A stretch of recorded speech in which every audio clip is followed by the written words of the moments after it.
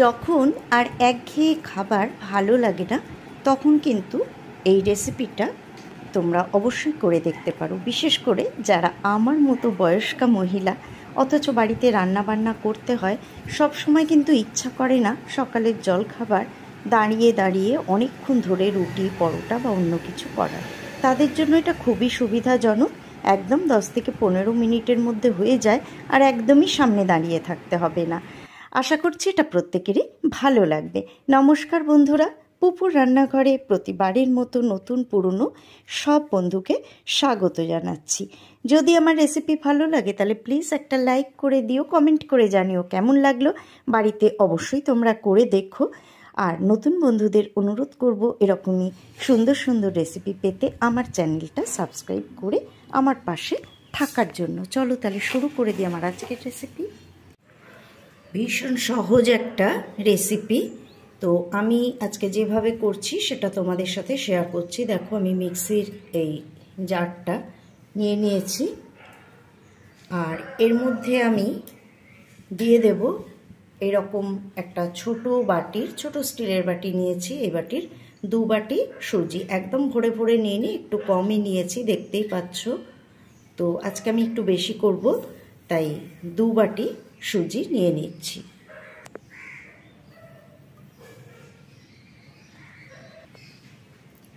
দিয়ে দিচ্ছি 2 চা চামচ চিনি। এটা একটু দিতে হবে, তাহলে টেস্টটা একদম ঠিকঠাক হবে। আর আমি দিয়ে দিচ্ছি অল্প একটু নুন, পরে আমি টেস্ট করে আবার দেব। তো আমি এখানে হাফ টিস্পুন নুন দিয়ে দিলাম। এবারে এটাকে আমি একটুখানি গুঁড়ো করে নেব। একটা বোল নিয়ে নিয়েছি, আর গুঁড়ো করা সুজিটা এর মধ্যে আমি নিয়ে নিলাম। খুব মিহি না করলেও হবে, আবার মিহি করে নিলেও অসুবিধা নেই। ভীষণ সহজ রেসিপি, আর এটা কিন্তু ভুল হওয়ার কোনো রকম চান্সই নেই। মোটামুটি গুঁড়ো হয়েছে। এবারে যেটা করব, এর মধ্যে আমি কিছু উপকরণ মেশাবো। তো তার মধ্যে এখানে আছে রোস্টেড জিরে গুঁড়ো। আমি এখানে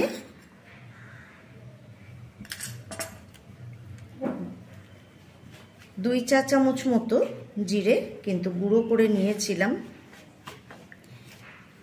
তো পুরোটা আমি দেব না,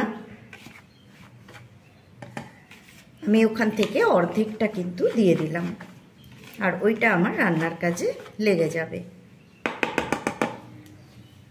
মিশিয়ে নিলাম এটা। এবারে আমি দিয়ে দেব যে বাটিতে সুজি নিয়েছিলাম, দেখো ওই বাটিরই একটু কম। যেমন সুজি নিয়েছিলাম, আমি 2 বাটি সুজি নিয়েছি, কিন্তু আমি দেখো এই 1 বাটির একটু কম টক দই এতে নিয়ে নিলাম। এবার এতে অ্যাড করব জল। তো ওই বাটিরই 1.25 বাটি জল আমি এতে দিলাম। একটুখানি মিশিয়ে নিয়ে দেখব, যদি লাগে তাহলে আবার দেব, আবার নাও লাগতে পারে, কারণ ব্যাটারটা আমি দেখিয়ে দিচ্ছি কেমন হবে। এটাকে খুব ভালো করে আমি আগে মিশিয়ে নেব। আমি এটা মিশিয়ে নিয়েছি, আর এর মধ্যে আমি টেস্ট করে দেখে নিয়েছি, খুব সামান্য একটু নুন দিয়ে দিলাম। 1/4 টিস্পুনেরও কিন্তু কম, এই 2 চিমটি মতো নুন আরও দিয়ে দিলাম, কারণ নুন বেশি হয়ে গেলে কিন্তু ভালো লাগবে না। আমার ব্যাটারটা কিন্তু রেডি, বুঝতেই পারছো কেমন হয়েছে, আমি কাছ থেকে দেখাচ্ছি। এ দেখো এরকম ঘন ব্যাটার কিন্তু হয়েছে। তাহলে জল আমি কিন্তু আর দেব না, আর এটা ঢেকে রাখারও কোনো ব্যাপার নেই, এটা কিন্তু এক্ষুনি তৈরি করে ফেলা যাবে। এবার আমি এর মধ্যে দেখো 1 টিস্পুন দিয়ে দিচ্ছি, একদম ভরে ভরে না, কম কম। এ দেখো দিয়ে দিচ্ছি, এটা হচ্ছে বেকিং সোডা, বেকিং পাউডার কিন্তু নয়। দিয়ে দিলাম। আর দিয়ে দিচ্ছি একটুখানি ধনে পাতা কুচি, এতে স্বাদটা ভালো হয়।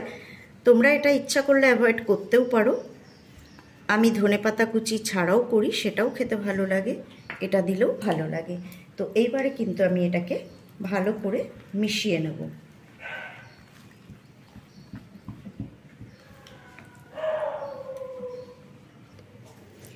এখানে দেখো আমি দুটো পাত্র নিয়ে নিয়েছি, একটা স্টিলের এরকম কাঁধা উঁচু বগি থালা আর একটা বাটি। এই জন্য দু রকম নিলাম যে তোমাদের দেখাবো যে কোনো জিনিসেই হবে, অ্যালুমিনিয়ামের পাত্রতেও হবে।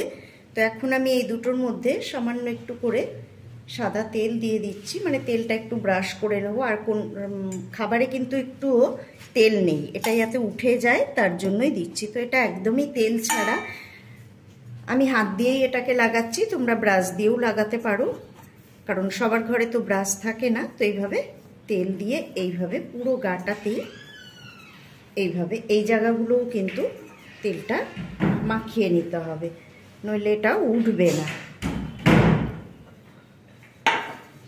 এটাতেও আমি এইভাবেই মাখিয়ে নেব।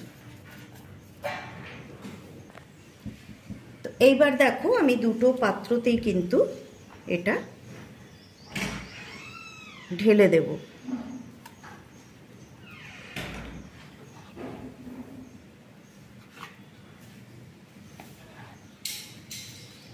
কিছুটা জায়গা অবশ্যই খালি রাখতে হবে, এতে তো অনেকটাই জায়গা রয়েছে, কারণ এটা ফুলে উঠবে।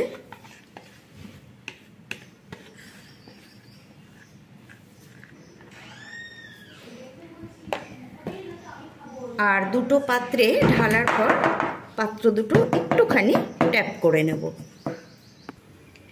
এবার দেখো আমি কিভাবে দুটো বসাচ্ছি। একটা বড় কড়াইয়ে জল দিয়ে এই স্ট্যান্ড দিয়ে দিয়েছি, আর এর মধ্যে আমি এটাকে বসিয়ে দেব, দিয়ে এটাকে আমি ঢাকা দিয়ে দেব। দেখো একটা ঢাকা দিয়ে দিলাম। আর এখন ফ্লেমটা হাই আছে, জলটা ফুটে উঠলেই এটাকে লো করে দেব। এবার দেখো এখানে একটা ছোট কড়াইয়ে জল বসিয়েছি, ওইটা রেডি করতে করতে এটা অলরেডি ফুটে গেছে। তো এইখানে দেখো আমি একটা এরকম স্টিলের বাটি এরকম উপুর করে দিলাম, আর এইটার উপরে খুব সাবধানে এটাকে আমি বসিয়ে দিলাম। এবার এটাকেও আমি একটা ঢাকনা দিয়ে ঢেকে দেব। তো দেখো এটা ঢাকার জন্য আমি সঠিক জিনিস কিছু পাচ্ছিলাম না, কিন্তু কড়াই শুদ্ধ ঢাকতে হবে বলে আমি এই গামলাটা উপুর করে এটাকে ঢেকে দিলাম।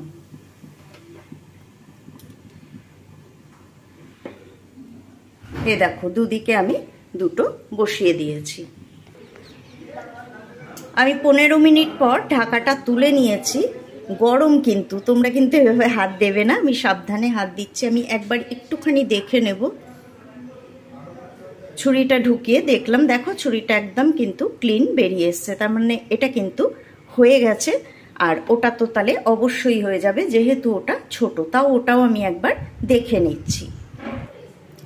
এটারও আমি ঢাকাটা সরিয়ে নিয়েছি, এটাও একবার দেখে নেব। এটাও কিন্তু একদম ক্লিন বেরিয়ে এসছে, এটাও হয়ে গেছে। এখন আমি গ্যাস অফ করে এগুলোকে নামিয়ে নেব, আর এগুলোকে একদম ঠান্ডা করে নিয়ে তারপর আমি এগুলোকে বের করব। এটা একদম ঠান্ডা হয়ে গেছে। এখন দেখো একটা ছুরির সাহায্যে আমি সাইডটা একটু এইভাবে করে নেব। এটা কিন্তু এমনি কেটেও বের করে নেওয়া যায়, আর এইভাবেও বের করে নেওয়া যাবে, যেভাবে ইচ্ছা সেভাবেই বের করতে পারবে। এইভাবে সাইডগুলো দেখো ছুরির সাহায্যে একটুখানি এই যে ছাড়িয়ে নেব।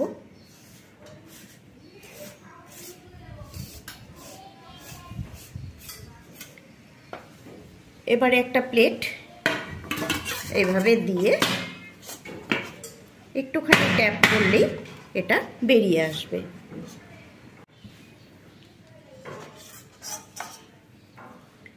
দেখো কি সুন্দর পরিষ্কার হয়ে বেরিয়ে এসছে, দেখতেই পাচ্ছ টেক্সচারটা কত সুন্দর হয়েছে আর কত সফট হয়েছে, বুঝতেই পারছো।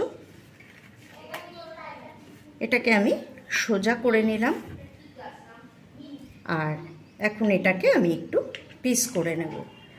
পিস যেমন ইচ্ছা সেই রকমই তোমরা করতে পারো। এটা কিন্তু একদম শুধু শুধুও খাওয়া যায়, আবার এটা সস দিয়েও খাওয়া যায়, যেমন ইচ্ছা সেরকমই খাওয়া যায়। কারণ এমনি খেলেও কিন্তু এটা বেশ টেস্টি, যেহেতু দেখেছো আমি এতে একটু ভাজা মশলা দিয়েছি, তারপরে ধনেপাতা দিয়েছি। এটা কিন্তু এমনি খেতেও খুব টেস্টি। তো দেখো আমি এইভাবে এটাকে পিস করে নিচ্ছি। আর আরেকটা বাটিতে যে করেছি সেটাকেও আমি এভাবেই বের করে নেব। এই দেখো, এইভাবে আমি এটাকে পিস করে নিচ্ছি। আমি তোমাদের দেখাচ্ছি এটা কতটা সুন্দর হয়েছে।